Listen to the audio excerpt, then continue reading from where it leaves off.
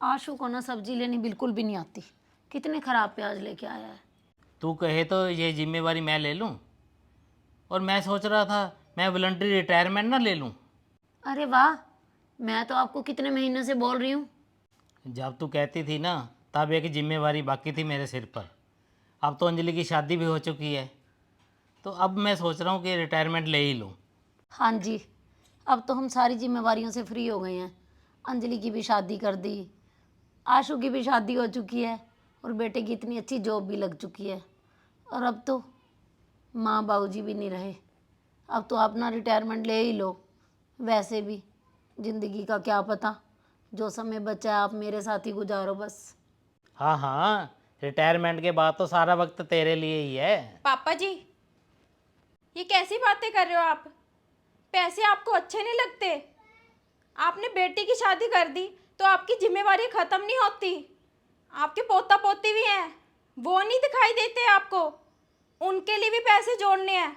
घर बैठे क्या करोगे आप? बहू, क्या मैं अब अपनी रिटायरमेंट का फैसला खुद नहीं ले सकता? मैंने ना अपनी जिम्मेवारियां बच्चों के प्रति बड़े अच्छे से निभाई हैं। और बाकी रही बात मेरे पोता पोती की, उनके लिए तो घर में बहुत कुछ पड़ा है। बाकी की जिम्मेवारियां मेरे बेटे को निभाने दो, निभा लेगा वो। पापा जी, वैसे तो आप बहुत ज्ञान की बातें करते हो। आप ही तो कहते हो रखा हुआ पैसा रहता नहीं। बहू, जमीन और घर ना पैसा नहीं होता, उसके दाम हमेशा बढ़ते ही रहते हैं। मम्मी जी, जमीन और घर की रोटी तो नहीं बना के खाई जाती, उसके लिए तो पैसे लगते हैं। चलो, आपकी मर्जी। देखा रंजू, अभी तो मैंने रिटायरमेंट भी नहीं ली और मेरी रोटी का हिसाब अभी से लगने लग गया। अरे आप बहू की बातों को मत सुनो। बहू का स्वभाव तो वैसे भी अपने मायके वालों पर है। आप टेंशन क्यों ले रहे हो? वैसे भी जो पैसा मिलेगा हम उसे बैंक में रख देंगे और उससे जो भी ब्याज आएगी हम दोनों का गुजारा तो आराम से चल जाएगा ना। आप लो रिटायरमेंट बस। हमारे खर्चे तो पहले ही नहीं पूरे होते, ऊपर से नई मुसीबत। क्या बात होगी ज्योति? पापा ना अभी रिटायरमेंट लेने की बातें कर रहे हैं। क्या रिटायरमेंट की बातें कर रहे हैं? ज्योति, अभी उनकी रिटायरमेंट को तो 5 साल पड़े हैं। चल कोई बात नहीं, तू चिंता मत कर, मैं बात करता हूँ पापा से अभी। करो जाके बात अभी।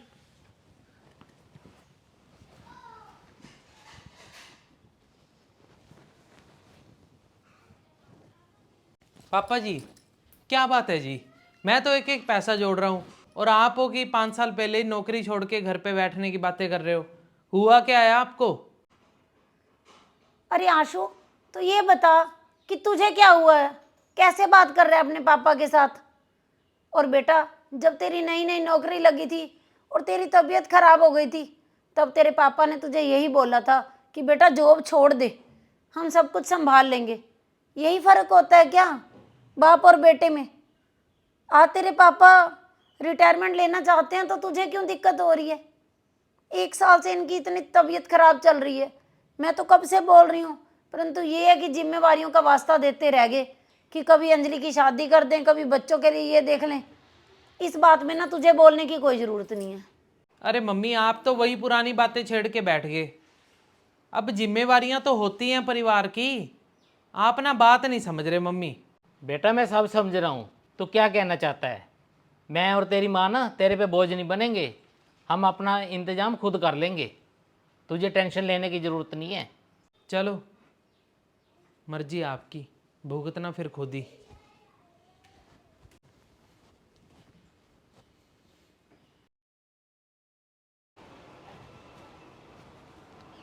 अरे क्या बात है बेटा, तू अखबारें बांट भी आया?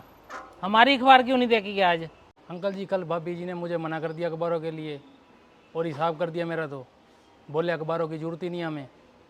अच्छा, चल कोई बात नहीं।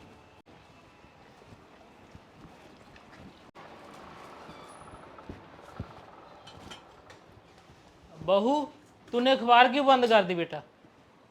पापा जी, सारा दिन तो आप टीवी देखते रहते हो और अखबार के भी ना पैसे लगते हैं, फ्री में नहीं आती। देखा बहू कैसे बात कर रही है। अरे छोड़ो, कोई बात नहीं, आपने न्यूज़ ही देखनी है, टीवी में देख लो। ऐसे छोटी छोटी बातों की टेंशन मत लिया करो आप। चलो अब बैठो, मैं आपके लिए दूध गर्म करके लाती हूँ।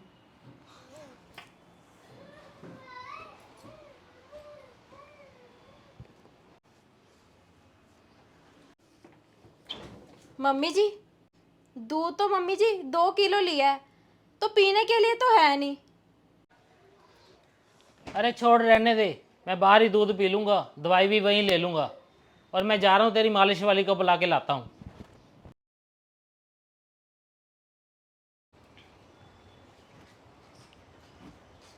अरे ज्योति बेटा, मैं तेरे घर ही आ रहा था। तू 2 दिन हो गए बेटा, तेरी आंटी की मालिश करने क्यों नहीं आई? उसकी कमर की दर्द ना अब टांगों में आ रही है। अंकल जी मैं क्या आती, बहू ने बोल दिया कि पैसे नहीं है, मत आना। अच्छा, ज्योति ने मना किया था बेटा? हाँ जी। तू ऐसे कर बेटा, ये ले 2 महीने के पैसे। तेरी आंटी की ना बहुत दर्द हो रही है, आपसे रोज़ आना प्लीज़। ठीक है, शाम को ही आ जाती हूँ अंकल फिर। ठीक है बेटा।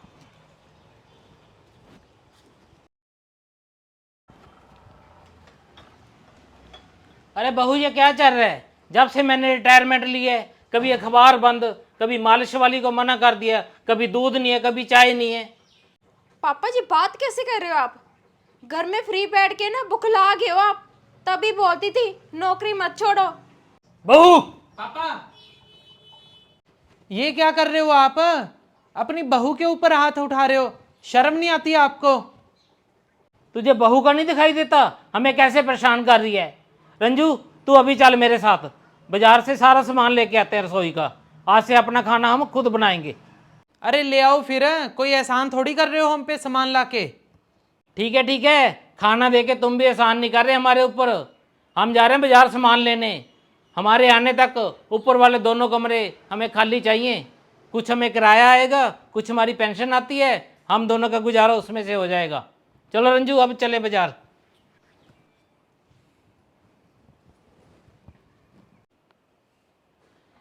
ये क्या हो गया जी?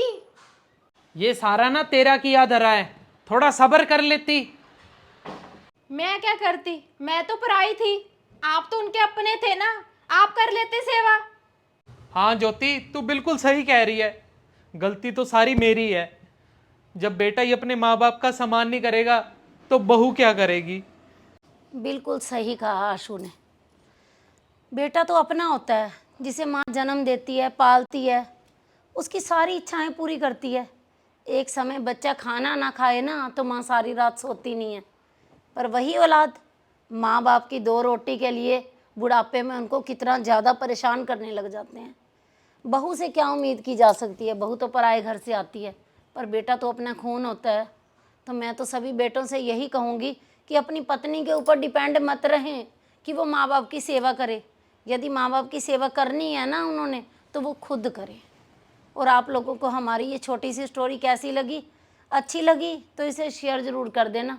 और एक चीज़ मैं और कहना चाहूँगी कि जब हमारे बच्चे सही चल रहे होते हैं माँ बाप के साथ, तब माँ बाप को प्यार के अंदर ना इतना वो नहीं होना चाहिए कि अपना सब कुछ अपने बच्चों को दे दे।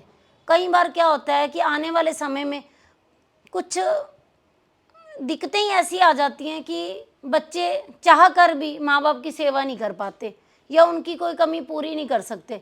तो मैं तो एक ही बात कहूँगी कि अपने बुढ़ापे के लिए सेविंग ज़रूर करके रखें।